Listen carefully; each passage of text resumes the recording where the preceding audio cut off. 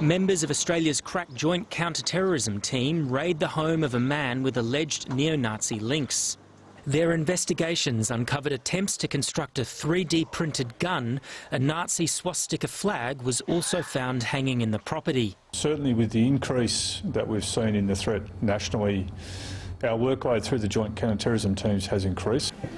According to the Australian Federal Police's counter-terrorism boss, violent nationalist extremism is quickly becoming one of Australia's biggest terrorism threats, with the unit's caseload growing by 750% in just 18 months. It's a grave concern, and that's obviously what we are working hard to investigate and disrupt, both with ourselves, the State and Territory Police, and ASIO where it's appropriate.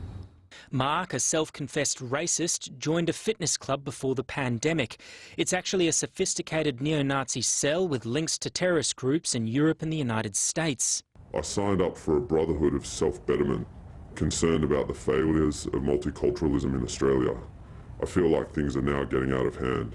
He's speaking to SBS out of concerns talks within the groups could cross into violence. It starts to get more and more violent, like we are under attack, so we need to prepare, train and be ready for a war really soon. SBS has seen material showing members within the groups firing high-powered weapons and engaging in paramilitary-style training in bushland.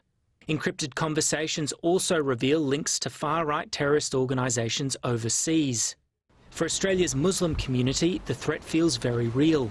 Muslims themselves feel threatened, and we don't have to look very far back to see what the tragic events in Christchurch, to see what the results of this hatred can be.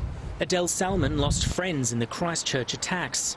These groups represent a near and present danger. They are planning to cause harm. They are growing. Far-right experts say armed cells pose a significant threat.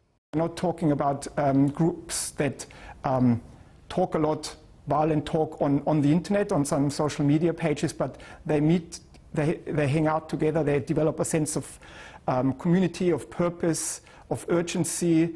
They act in the woods. It's something that literally anybody can get involved in. Jeff Scoop was the head of America's largest neo-Nazi group for more than 15 years. He says the material SBS has obtained reveals a sophisticated and concerning threat. When you have people that are training with guns, are armed, that know how to use them and things like that, you have that potential risk. What if it's just one? What if it's one out of, say, 100 that goes out and does that? How many people potentially can they harm?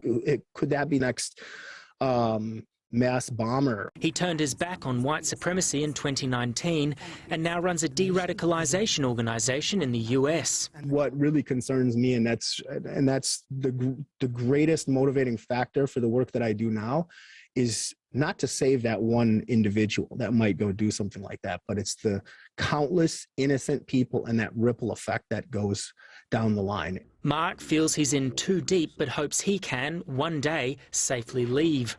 His fear is that these unknown groups will achieve notoriety in the most shocking of ways. You haven't heard of us, but you hadn't heard of the Christchurch shooter before March 15th, 2019 either. The AFP says the threat of violent nationalist extremism will continue to rise and that it'll carry out arrests regardless of the ideology involved.